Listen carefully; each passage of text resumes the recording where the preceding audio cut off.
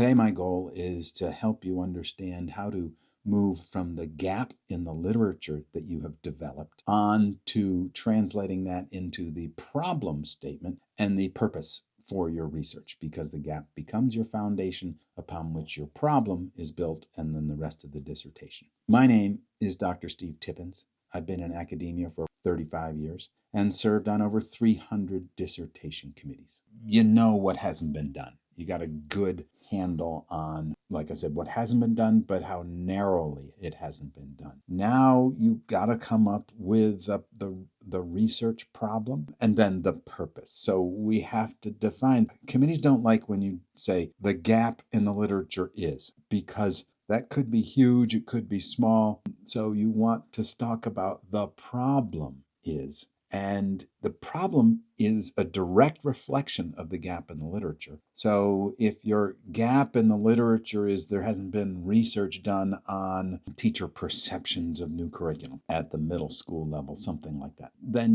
the problem is that we do not have a strong understanding, do not know teacher perceptions. You can word it in a number of ways. We don't know what the teacher's perceptions of adopting a new curriculum at the middle school level in math, for example. So the problem is the gap, but you have to phrase it in such a way that it's a problem itself and not just here's a gap. And that gives a more urgency to it. So it should be not a hard lift to get to the problem once you have your gap. Now, if you're moving to your purpose from here, and this is where a lot of people have issues. So in getting to the problem, you might even have identified a gap and might not even have highlighted it too much. It's always good to tell the reader the gap, but once you have found your gap, then you need to be able to put it in words as a problem. So take the guts of your gap. Here's what we don't know. Well, now I want to rephrase that. Well, the problem to be studied is, or the problem is, meaning we don't know this, and there's a rationale for knowing it, for going after it, because your gap has been developed and supported by the literature. So you have all kinds of background information showing the gap, which now you translate into the problem is that we are not aware of, or it's not known, and using teachers' perceptions of curriculum changes in math level at the middle school, something like that. So it's taking your gap and changing it from what hasn't been done to, well, our problem is we don't know this. So it's a subtle change, but it should not be difficult to do that.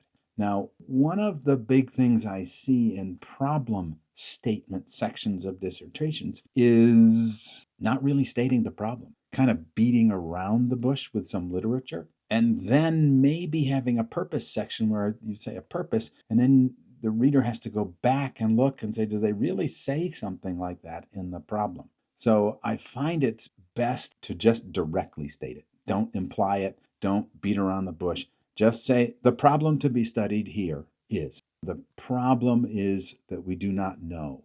And then we do not know, it could be teachers' perceptions. It could be the relationship between certain variables that we've developed and shown are important in our literature review. So now the problem becomes, we don't know this. So you're just stating it. And this is the foundation for the rest of your study, is this problem. So you want to make sure you've got your gap, you've identified it, and now you've been able to bring it into words and explicitly state it. So some schools ask for a general problem and then a specific problem, and that's okay. It's fine if they want to do that, but it's the specific problem that we want. That's the one you're going to be researching. That's the one that's going to be the foundation for the rest of your study. I've seen a lot of schools using this. It's because I think they've evolved to the point of, look, it's the specific problem that's interesting. It's a specific problem that's based on the gap in literature. It's the specific problem that's the foundation for the rest of the study. Where we need to go after the problem statement is the purpose. To some people, this seems like overkill. I already said the problem. Well, yeah, but in a traditional model, they want to also move to the purpose. And it's good to remember that you have to have alignment. I've seen too many problems. I was looking at one today, and the problem had something about blankety, blankety, blank, blankety, blank. And the purpose was blankety, blankety, blank, were blankety, blankety, blank. Every other word was basically the same, but are means now and ongoing, were means it was in the past. So I had a comment saying, which one is it? Let's be consistent. So going back to what the problem I was using about we're not aware of middle school teachers' perceptions of curriculum changes in math at the junior high level, your purpose is going to be the purpose of this, and insert in here the methodology you're going to use. Many schools like to know of this qualitative case study or this qualitative phenomenological study or this quantitative correlational study, or talk about very briefly what your methodology is going to be. So you're letting the reader know, oh, this is going to be a qualitative, oh, it's going to be a quantitative, and here's what's going to happen. It's going to be phenomenological, it's going to be a correlational study, whatever it's going to be. That's very simply stated at the beginning of your purpose, because my purpose is I'm going to use a methodology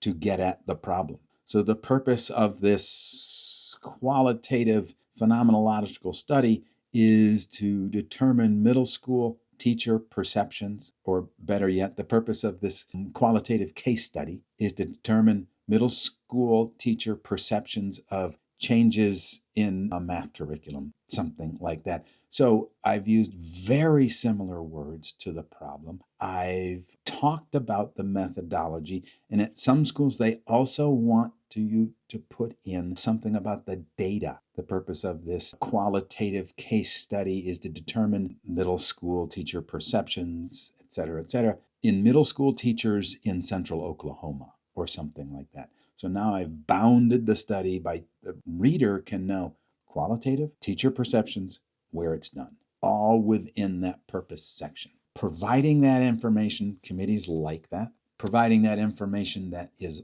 in alignment, says the same thing as your problem statement, is what's going to move you forward. When your purpose goes in a different direction or uses different terminology, or please don't just try to make it interesting to use different words. Use the same words over and over again. I tell people frequently, just be boring. Use this. If you've started with a term, use it everywhere, because a slight change in wording can bring a different interpretation, which can mean your committee brings up more questions, which slows you down. So if your goal is to finish faster, you want your wording to be identical where possible. And that also means in many documents and dissertations, you're going to restate your problem in a different chapter. You're going to restate your purpose in a different chapter. That means cut and paste it. Don't try to reword it to be interesting. That means I said it this way in chapter 1. I'm going to say it this way in chapter 3. I'm going to say it this way in chapter 5.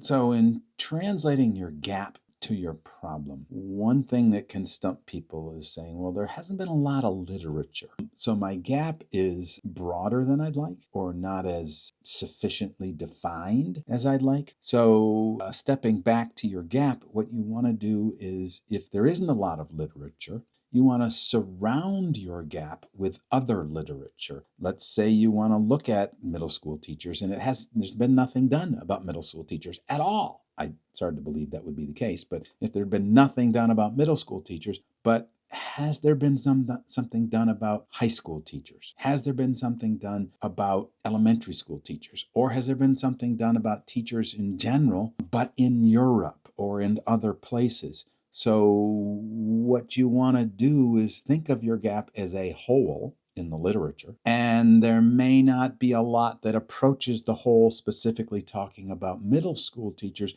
but there may be other things about high school or European teachers, or South American teachers, or just teachers in general. So the gap means a little leap away from what's been done, a little step away from what's been done. So you want to make sure the step is as small as possible for your reader. So if you can't get there directly with your stairs, make your stairs kind of circular that go around it, that shows the whole. So now I've got my whole, and I've defined it as best as possible, and I've said this is the gap that now gives me the basis to go over and do my problem statement. So if you're having problems coming up with or saying my gap doesn't provide enough for my problem statement, it's go back to your gap. It's not reword your problem statement. It's go back to the foundation that the problem statement is built on. One of the great tools that you have available to you, unless you are the first person, is previous work that's been done and previous work that your committee has approved or members of your committee have approved.